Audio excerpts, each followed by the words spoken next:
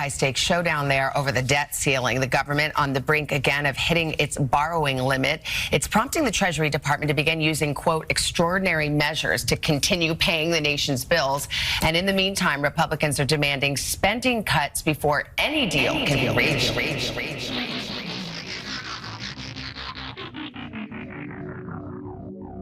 Hello and welcome to What the F*** Just Happened Today, your essential guide to the daily shock and awe in national politics. I'm Joe Amditis. Let's get to it. It's Thursday, January 19th, 2023. Welcome to day 730.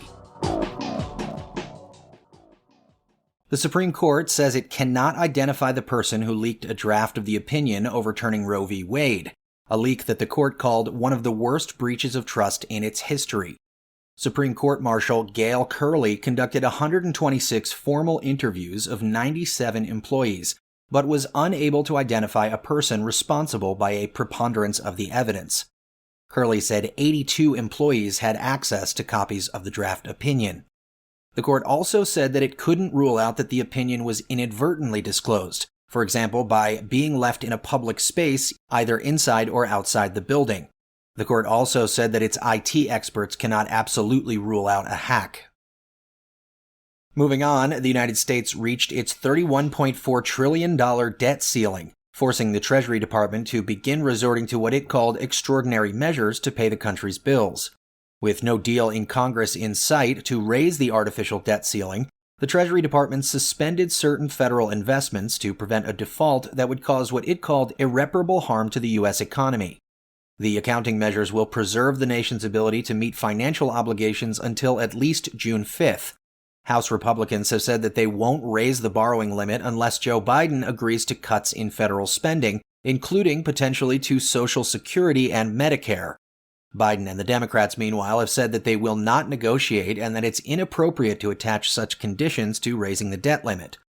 Treasury Secretary Janet Yellen wrote to Kevin McCarthy, "I respectfully urge Congress to act promptly to protect the full faith and credit of the United States."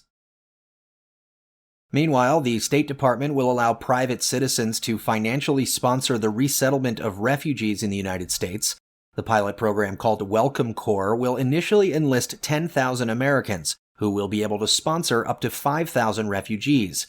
Groups of at least 5 people will be required to raise an additional $2,275 per refugee to help support them during their first 3 months in the country.